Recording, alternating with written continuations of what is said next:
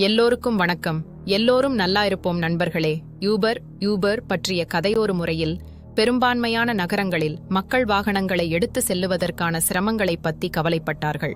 அப்போது ஒரு ஆளுமை தனது நண்பருடன் கூடிய இழைப்பில் பயணம் செய்யும் போது அவர்களுக்கு எளிதாக போக முடியாத அவசரம் ஏற்பட்டது.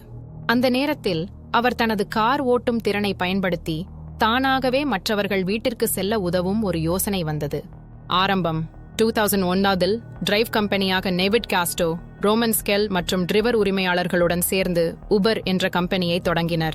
இது ஒரு விண்ணப்பமாக மாறி பயணிகள் மற்றும் ஓட்டுநர்களை இணைத்து களை கட்டியது. வளர்ச்சி மிக விரைவாக உபர் பல நகரங்களில் பரவியது.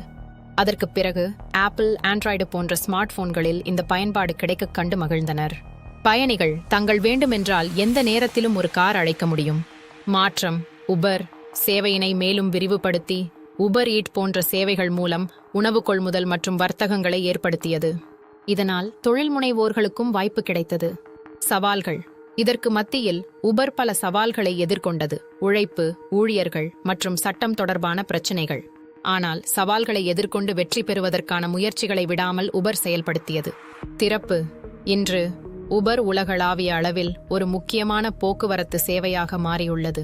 மேலும் மக்கள் வாழ்க்கையை எளிதாக்கும் வாகனங்களை வழங்குகிறது. இந்த கதை புதிய யோசனைகள் எவ்வாறு உலகத்தில் மாற்றங்களை உருவாக்கும் என்பதை எடுத்துக்காட்டுகிறது. எல்லோருக்கும் நன்றி நண்பர்களே. உங்கள் சிந்தனைகளை கருத்து செய்யுங்கள். மீண்டும் சந்திப்போம்.